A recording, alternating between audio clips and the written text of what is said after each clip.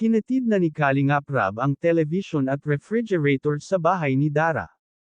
Bago ko ipagpatuloy ang maikling reaction video na ito, hiling ko lang natapusin ang panunood nito para malaman ang nilalaman nito, at kung bago ka pa lang sa munting channel na ito, paki-subscribe para lagi kang updated sa video ng mga Kalingap.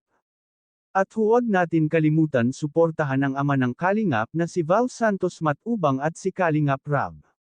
Isang mapagpalang araw sa inyong lahat mga Kalingap. Sponsor ni Dara nagpadala ng 50,000 pesos kay Kalingap Rab para sa pambili ng television at refrigerator ni Dara. Tuwang-tuwa si Dara nang makita niya ang dala-dala ng Team Kalingap TV yun sa ka-ref. Nasabi ni Dara kay Kalingap Rab na meron na daw siyang libangan. First time daw nila magkakaroon ng ganun gamit, dahil kahit kailan daw ay hindi pa sila nagkaroon ng mga gamit na ganyan.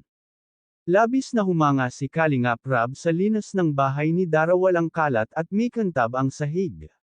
Nagpasalamat si Dara sa mayamang sponsor niya, iyon din ang nag-sponsor sa kanya para makarating siya ng Baguio. Tunay ngang napalaraming blessing ang dumarating sa magkapatid. Laging sinasabi ni Kalingap Rab kay Dara na huwag itong magbago. Wala nang mahihiling pa si Dara dahil lahat ng appliances sa bahay nila ay kumpleto na.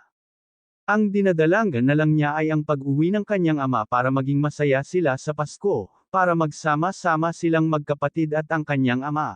Bago pa umalis ang Team Kalingap sa bahay nila Dara, pinapalak nito ang mga pinto kung sakaling matutulog na sila. Maigi na daw ang laging mag-iingat at dalawa lang sila sa bahay.